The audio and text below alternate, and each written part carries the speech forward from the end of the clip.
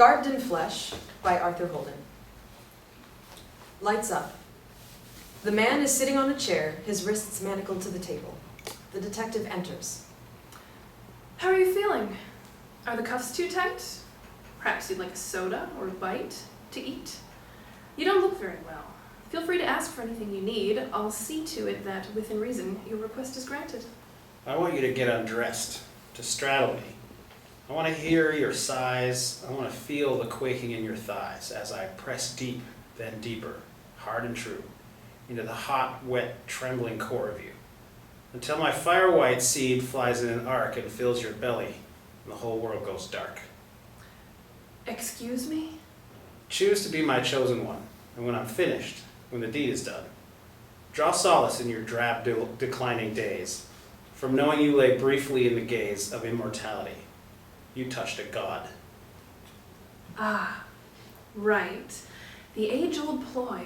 Pretend you're odd. You think it profits you to play the fool. You think the system won't be quite so cruel if I'm persuaded that you've lost your mind. Sorry, you're not that smart.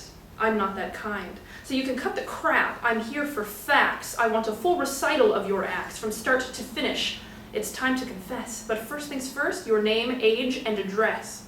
I have a multitude of names. Great Jove, stern Jupiter, Lord of the timeless grove, stupendous Zeus, ruler of the night and day. All creatures move and breathe under my sway. Perhaps my explanation wasn't clear. You have nothing to gain and much to fear from this display of feigned insanity. If you persist, if you keep baiting me, I'll have you thrown into the holding cell downstairs, and you'll find out firsthand what hell is like. You've had your fun, you've played your games, you've called yourself a string of silly names, but now all that is going to stop.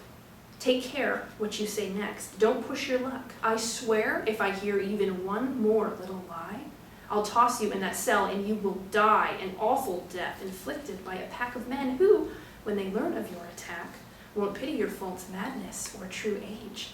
They will bear down on you in righteous rage. You see, molesters don't do well in jail. They're seen as monsters. They're beyond the pale. When jailhouse justice comes, it isn't swift or merciful. You will beg for the gift of death, which will be brutally delayed until, disfigured, mutilated, flayed, you finally croak.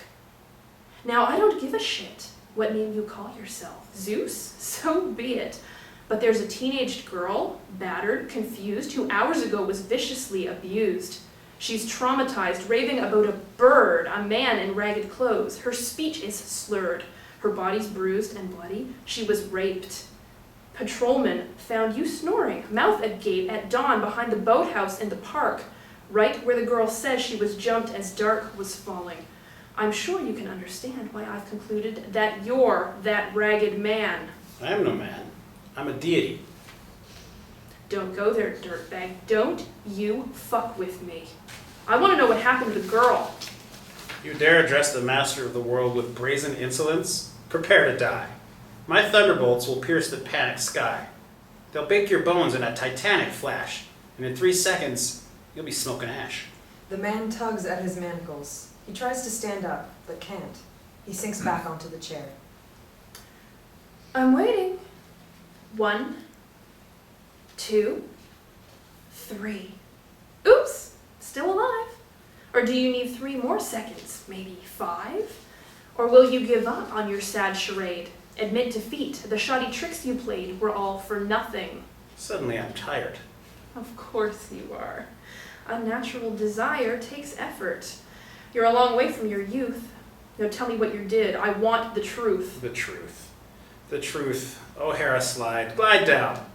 I know the things I've done have made you frown. Dear wife of mine, indulge me. Lift me up. Come rescue me now. I'll put the cup away from these dry lips. I will abstain. Do you have any notion of the pain you'll face inside that holding cell? Those guys will cut your gonads off. They'll gouge the eyes out of your head and shove them up your ass. They'll perforate your throat with shards of glass. I'm out of patience, and you're out of time. You're down to one last chance. Confess your crime! Hera appears on the upstage platform. Note, it should be apparent that Hera is visible to the man, but not to the detective. Enough! This is demeaning. Wait, what? Who? You could have done the things I told you to. For once you could have listened when I talked, but no, ever the slave to your own cock. Who are you? Show yourself. I am his wife. And harshest critic. Let's postpone this strife till later, shall we? I just want to leave this place. I'm ready for a long reprieve from skin and bone. Are you outside the door? The detective hurries off stage. After a moment, she comes back, having obviously found no one. Meanwhile, the exchange between Hera and the man continues. Who was she? Someone I'd not seen before. She'll never know a man to equal me. Where's your honor? Where's your dignity? You've done appalling harm, yet feel no shame. The time has come for you to take the blame. Acknowledge the extent of your offense. To violate a child is so immense, so sordid, so grotesque, so horrible. It verges on the inconceivable. Do not equivocate, do not deny. You will look this young woman in the eye. You will confess your crime. You will atone. I will do no such thing, you tiresome crone. Silence! Is it freedom that you seek? Or is it torture in a jail cell? Speak! Confess! And don't you dare attempt to lie, for you are garbed in flesh, and flesh can die. The man composes himself, quietly at first, but with increasing heat, he speaks to the detective. The light is draining from the day. It's dusk. I'm on a cloud. I catch a whiff of musk, a soft, sweet scent of blooming womanhood.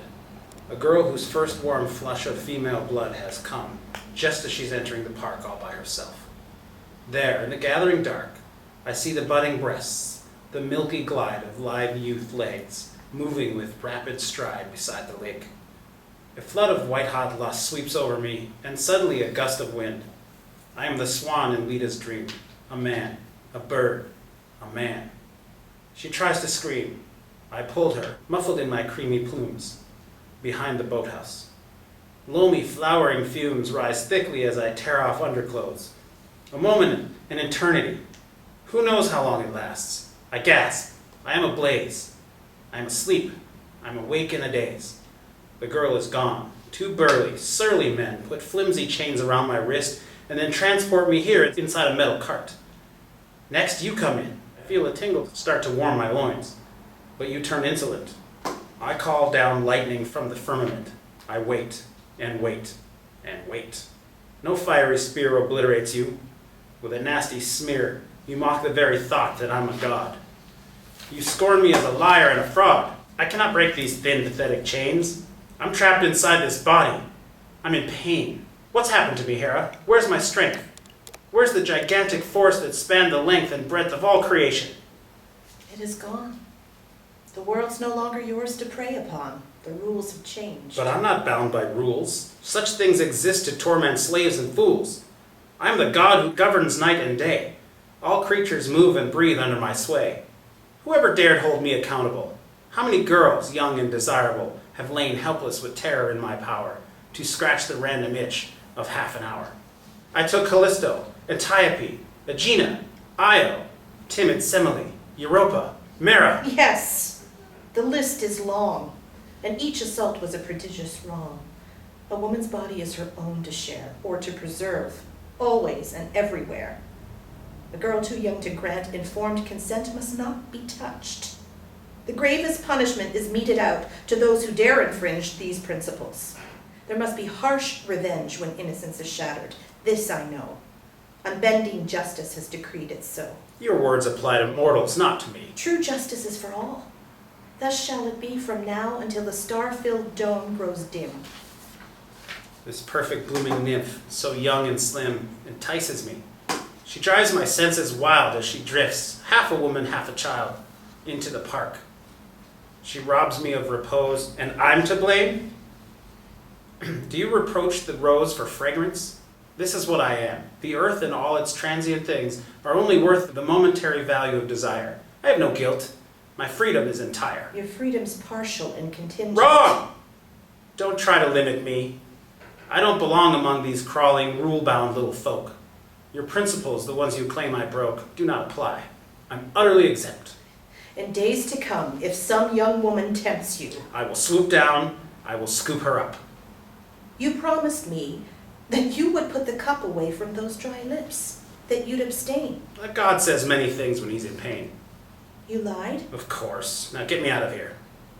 I'll set you free another way, poor dear. What does that mean? You should have stayed on high. On earth you're garbed in flesh, and flesh can die. Hera extends one arm in the man's direction. He gasps and clutches his chest. The detective rushes over and tries to help him. In vain. The man slumps forward. The detective takes his pulse. She looks around wildly, addressing Hera, whom she still can't see. What have you done? No breath? No pulse? He's dead. What choice had I? You heard the things he said. He couldn't shed his blind destructiveness. Should I have left him to the wantonness of blood-crazed inmates? I, his loyal wife, the friend and adversary of his life? It's fitting that the end should come through me. I, too, am a stupendous deity. But I'm a human being, a lowly cop, guarding a man whose death I didn't stop and can't explain. The brats will want to know, how did I end up with a stiff John Doe? Oh, Hera, if that's who you are and not some dream assailing overloaded thoughts, please don't forsake me. I need sound advice. Describe what happened. Don't be too precise. Just say the suspect in your custody was plainly in poor health, and suddenly his heart failed, all of which is strictly true, though it omits a small detail or two. Somehow I doubt your senior officers lose sleep over the death of predators. And you've lost your monarch. Jupiter is gone. Who will stand in as arbiter and lawgiver? I have someone in mind, a certain goddess, sensible and kind, whose long experience of gross misrule has taught her to control her temper, cool her passions, and strive always to do right. Imagine that. The gods with radiant light, behaving decently in ages hence, worthy, at last, of their magnificence. It's time to go. We both have much to do. May fate in her great wisdom smile on you. Hera disappears. The detective contemplates the man. All creatures moved and breathed under your sway. Look at you now. Stillness, silence, decay. The page has turned. I'll try to help that girl, and step by tiny step, perhaps we can improve the world. She goes to the maimed doll on the floor and takes it tenderly in her arms. Then she exits. The man's lifeless body just sits there. Lights out. The end.